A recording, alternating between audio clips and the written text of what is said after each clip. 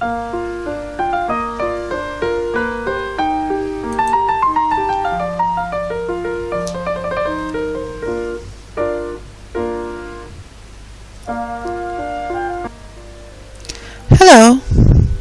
In the previous masterclass, I've shown you how to start weaving a square bottom. Here it is ready. The task of the current video is to show you the way I raise the poles. I'm going to show two options. The first one in right angle transition for a square etui, for example.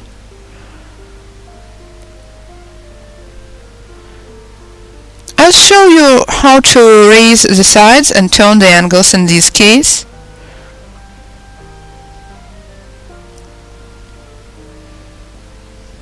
The second option I'm going to show is the item widening towards the top. So, the first option.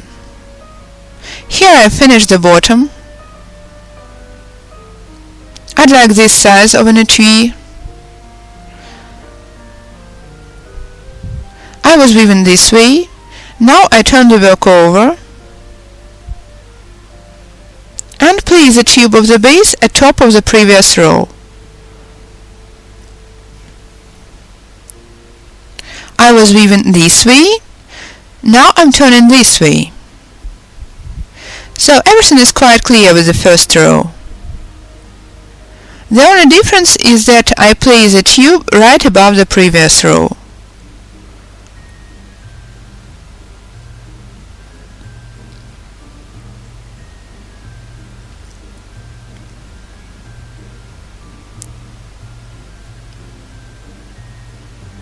I've reached the turn.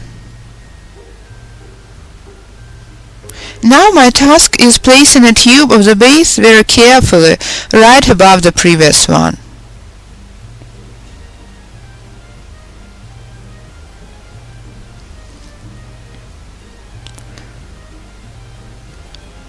Here I lead the tube through the previous loop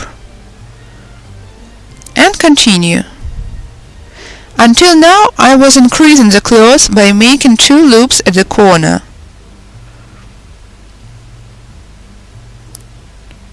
Now I've finished increasing and continue normal weaving, leading a tube through every loop. The main thing is to make sure the upper tube is right above the previous one.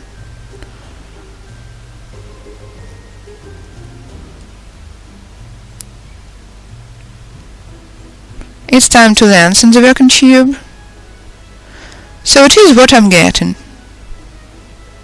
Continue this way. You can already see some rise in the first row. Further it will be seen more clearly. Currently I'm weaving the second vertical row, and you can see the corners are getting shaped. Once again, I'm leading a tube through every following loop, before which I shape an angle. I place the tube of the base above the previous one and entwine it with the working tube.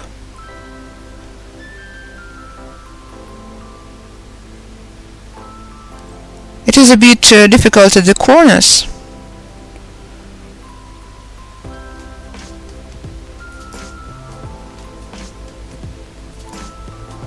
Smoothen the corner and continue. The next stitch, smoothen once again, shaping a corner. In this case you shape a corner with your fingers. Continue weaving this way each row, leading a tube through every following loop without making any additional coils.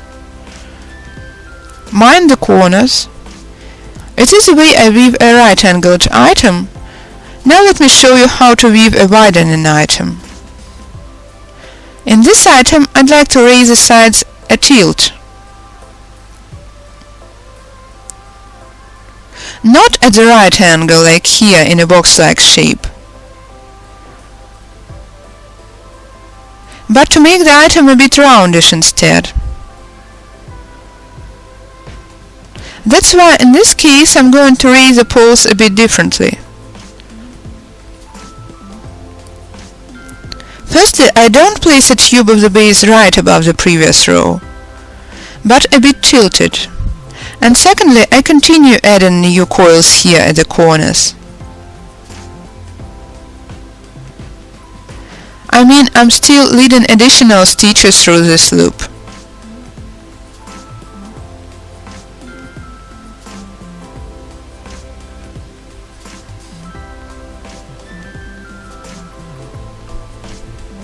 You see, I continue increasing the number of coils. It will be a little more difficult because the weaving is a little too tight at the corners.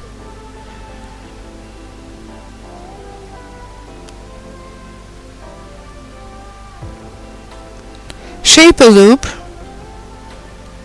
and continue weaving with no additional coils until the next corner. Not at the right angle, but inclined.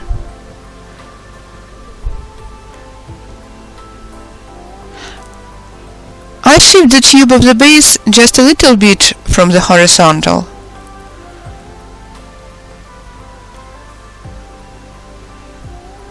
As a result, I'm getting a more fluent slope. And I continue adding the coils. As a result, you're supposed to get something like this. Take a look, please. Here I woven a little more.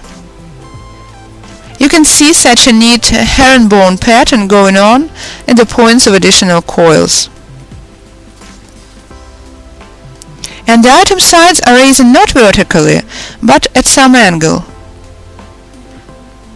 So these are two options of shaping the item corners.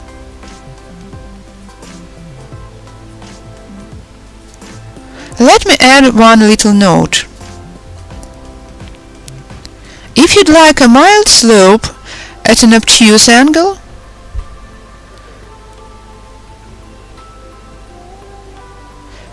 you can make additional coils at the corners in every row. However, I've noticed that in this case it is hard to keep these lines straight. The corners tend to rise. That's why in my next works I've tried adding new coils in every second or even every third row.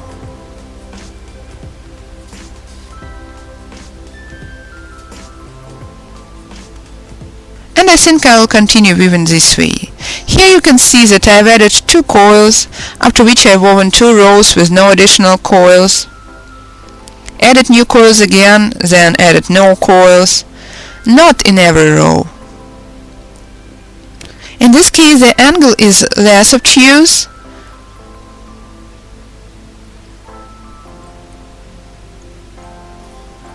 and the widening is more fluent.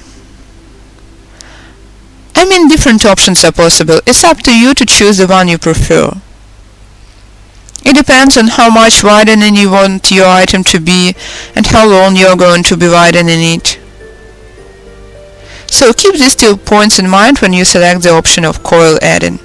In the next masterclass I'm going to show you how to narrow the weaving.